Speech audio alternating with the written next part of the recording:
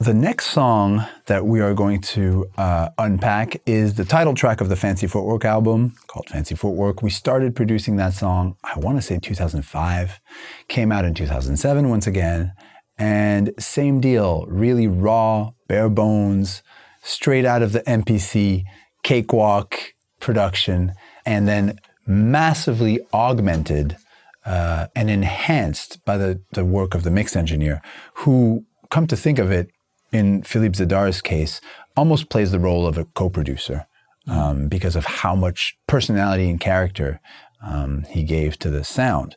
But the writing and the production and the ingredients were all there. So, P, you want to walk us through everything? Yeah. Maybe without the intro, like we start with the drums or something? Yeah, let's do the drums. Drums first. Same thing, MPC. That's crazy. You program that. Yeah. Can we listen to just the kick and the snare? Because I feel like the kick and the snare really show kind of like our hip hop. Those could be hip hop, like 90s hip hop drums, you know, not anymore. So we even have musical elements in the MPC. Oh yeah, what? Yeah, to give it. No, I remember. You know why? We liked the punch, the DMPC, the compression. You now know we didn't have compressors.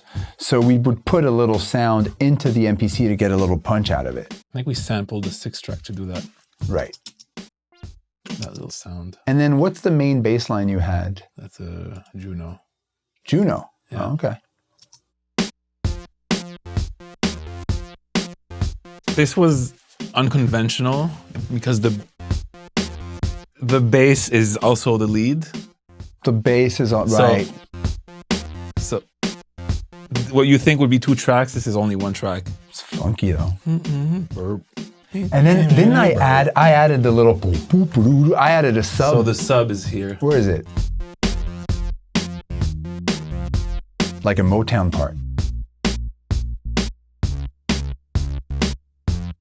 Isn't there an SH-101 in there as well?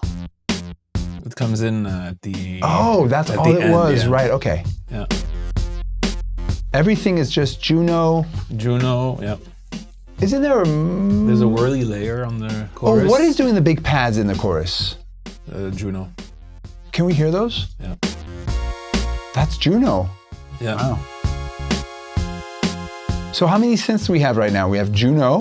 We have Juno playing the bass and the chords in the chorus. Nord, probably our trusted Nord doing that low sub thing. We have a monopoly that's doing a lead here. Yeah. It's basically backing up the main Juno lead / bass. And then what else is there? That's it. There's a whirly somewhere. I think it's doing the chorus chords. Yeah, it's just layering. Yeah. And then there's another monopoly here doing the lead. Yeah. Yeah. Isn't that it? And then there's a white noise. That's nothing. Yeah. Yeah. And then I think that was a monopoly. Yeah. Right. And then what? And again, rototoms are back.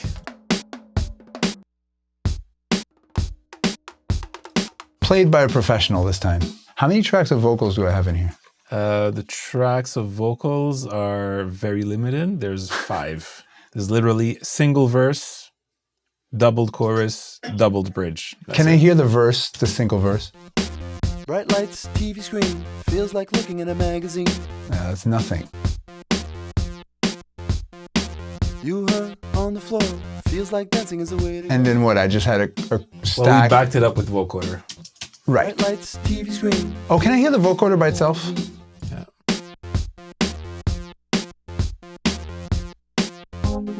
Oh, nice. And that's the Nord vocoder once again. Sounds cool. Wow. Sure that you're not that shy.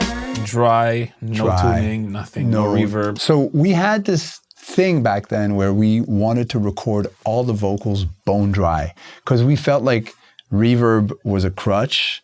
And since I was like really not a singer then, like I didn't know what to, like this was the first time I sang on a microphone, basically was those years.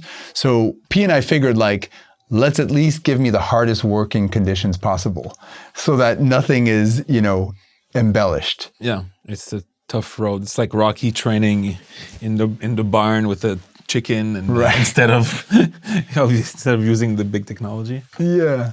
And we also worked from the assumption that like whoever's going to mix this is going to add whatever they want. Yeah. So another really bare bones track, but once you have the riff and the groove in place, you kind of have everything you need. Personality, like the idea of putting rototoms or weird, like P said, like a weird Juno that serves both as a lead riff and as a bass line. Like that's unusual. And that's kind of what we made our signature at the time, just like weird choices. Doesn't sound like a funk record from the 80s or from the 70s.